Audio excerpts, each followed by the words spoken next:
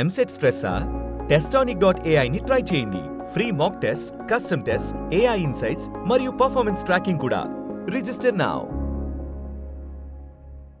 వచ్చి press meet పెట్టి ఎలా మాట్లాడారు, ఏం మాట్లాడారు అన్నది ప్రపంచం అంతా చూశారు నిన్న. అదంతా ప్రెస్ మీట్ అంతా చూస్తా ఉంటే ప్రెస్ మీట్ లో జగన్మోహన్ రెడ్డి ఆ ప్రెస్ అతని మాటలు ఒక చెవులో వినిపిస్తా ఉంటే మైండ్ లో రన్ అవుతుంది. ఏంటి రన్ అవుతుంది తెలుసా ప్రజలందరికీను? ఇదే జగన్మోహన్ రెడ్డి లాస్ట్ 5 సంవత్సరాలు చేసిన అరాచకాలన్నీ ప్రజల మైండ్ లో రివైండ్ అవుతున్నాయి. ఎలా రివైండ్ అవుతున్నాయి? మాట్లాడితే లా అండ్ ఆర్డర్ లేదు, లా అండ్ ఆర్డర్ లేదు, లా అండ్ ఆర్డర్ లేదు. అసలు నాకు అర్థం కాలేదు. ఇంతకు ముందు చంద్రబాబు నాయుడు గారు ప్రతిపక్ష నేతగా ఉండేటప్పుడు చలో ఆత్మకూరు అని చెప్పి పిలిపిస్తే నువ్వు ఇంటి దగ్గరకు వచ్చి తాళ్లు కట్టి, గేట్లకు తాళ్లు కట్టి ఆయన హౌస్ అరెస్ట్ చేసిన పరిస్థితి కూడా మర్చిపోయాడు ఆయన ఏమైనా? వైజాగ్ టూర్ పెట్టుకుంటే ఎయిర్పోర్ట్ నుంచి బయటకు రానివ్వకుండా గూండాలను పెట్టి అతని మీద దాడి చేయించిన పరిస్థితి మర్చిపోయాడా జగన్మోహన్ రెడ్డి?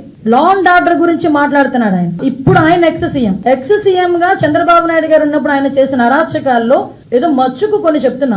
అదే విధంగా రామతీర్థాలకి రాముడు తల నరికేశారని రామతీర్థాలకి గౌరవ అప్పుడు ఎక్స్ సీఎం ఇప్పుడు సీఎం గారు చంద్రబాబు నాయుడు గారు వెళ్తే లారీలను అడ్డగా పెట్టి రోడ్డు మీద కూర్చోబెట్టే సందర్భం మర్చిపోయాడు ఆయన. ఇదే చంద్రబాబు నాయుడు గారు అమరావతి పర్యటన పెట్టుకుంటే బస్సు యాత్ర చేస్తే ఆ బస్సు మీద రాళ్లు రువితే అది భావ స్వేచ్ఛా ప్రకటన అని నీ పోలీస్ చేత ఒక రోజు మాట్లాడించిన సందర్భాన్ని మర్చిపోయాడా జగన్మోహన్ రెడ్డి? అదే విధంగా మనం ఆలోచన చేసుకుంటే ఒక పార్టీ ఆఫీస్ మీద దాడి ఏ సందర్భంలో పార్టీ ఆఫీస్ మీద దాడులు జరిగినాయండి ఇన్ని సంవత్సరాలు స్వతంత్రం వచ్చిన తర్వాత? ఒక పార్టీ ఆఫీస్ మీద దాడి జరిగింది. ఎందుకు ఇలా జరుగుతుంది? డీజీపీ ఆఫీస్ పక్కనే ఉన్న పార్టీ ఆఫీస్ మీద దాడి జరిగింది అంటే అది మాకు బీపీలు పెరిగిపోయినాయి, మా కార్యకర్తలకి బీపీలు పెరిగి చేశారు అని సాక్షాత్తు సీఎం కుర్చీలో కూర్చున్న జగన్మోహన్ రెడ్డి మాట్లాడిన తీరు జనాలు మర్చిపోయారు అనుకుంటున్నారా?